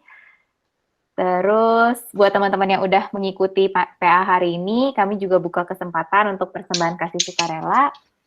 Bisa dilihat di sini rekening panennya. Kalau mau dicatat atau difoto atau diingat-ingat kalau memorinya bagus. Ini lalu ini jadi BCA 7090000165 atas nama Melania Adriani. Beritanya jangan lupa ditulis beritanya juga panen 20 Juli gitu, supaya jelas. Oke. Next, ada lagi? Ada ininya nggak, fotonya nggak yang tadi? Minggu depan kita ada Iya, padi ya, kirain, teman-teman. kirain ada fotonya. Ya, jadi habis minggu ini panen, minggu depan seperti biasa kita bakal ada padi juga. Padi itu apa? Padi itu jadi panen distrik, singkatan dari panen distrik yang kegiatannya adalah kita sharing lebih dalam lagi mungkin tentang topik yang dibawain panen hari ini, sharing bersama dalam kelompok-kelompok kecil supaya bisa saling menguatkan satu sama lain, bisa support satu sama lain juga, dan mungkin kadang-kadang kan kalau sekarang mungkin malu ya sharing di tempat grup besar seperti ini, tapi kalau di grup panen kecil padi gitu, lebih kecil grupnya sekitar 4-5 orang, dan biasanya sih jadi lebih bisa terbuka, dan mungkin ada yang biasanya dapat ini juga sih ya, dapat penguatan gitu dari sharing itu, karena tadinya pikir oh gila gue kok bisa bisa apa ya, malu dengan apa, mungkin malu dengan kondisinya atau cerita-ceritanya, tapi ternyata di sharing itu bisa jadi ada orang-orang lain yang juga mengalami hal yang sama gitu. Jadi kita bisa saling support satu sama lain juga gitu untuk Padi. Kalau mau join nanti kita ini nggak ada gambarnya ya, bisa nanti akan diiniin lagi sih di grup Panen Family gitu, pasti ada pengumumannya, nanti bisa dilihat di situ. Hari ini nggak ada. Buat yang belum pernah ikut, nanti mungkin bisa diingat-ingat tuh namanya, ada Kak Michael Ate atau Kak Sony, bisa ditanya sebelum leave group mungkin. Iya, kita punya, untuk yang ngurusin padi itu ada namanya, kita punya petani. Nah, petaninya adalah Michael Michael Aryawan Tandi namanya nih, Kak Michael Ate atau Kak Sony. Itu bisa ditanya ke mereka langsung juga kalau mau informasi lebih detail. Begitu. Oh, Adrian juga katanya ada petaninya. Adrian, oke ya Adrian. Tip. Itu tentang padi, jadi pengumumannya ada yang lain lagi? Ada yang saya lupa kah?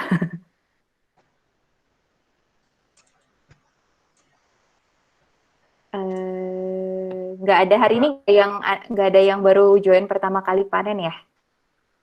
Kalau nggak salah tadi baca contekannya tidak ada. Ada, namanya Kristina Setiawan. Ya. Oh iya, ya ampun, aku ingat ini pakai akun kantor ya, ya Allah.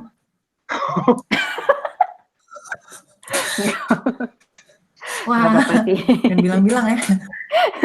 Aduh. Oke, itu aja pengumumannya. Apakah sudah siap apa tadi? Oh, kita foto ya, kita belum foto. Mungkin nih M&M's-nya bisa jadi orang-orang sedikit. Oke, tampilkan kamera. Duh, Rosi manis sekali. Terima kasih kembali. Pak Ros, munculin dong Pak Ros. Videonya dong, Ros.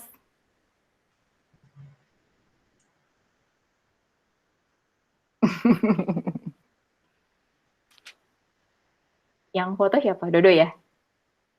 Emang gue? Enggak tahu. Beberapa orang lah yang foto. Oke. Soalnya nggak cuma muat 16 ya.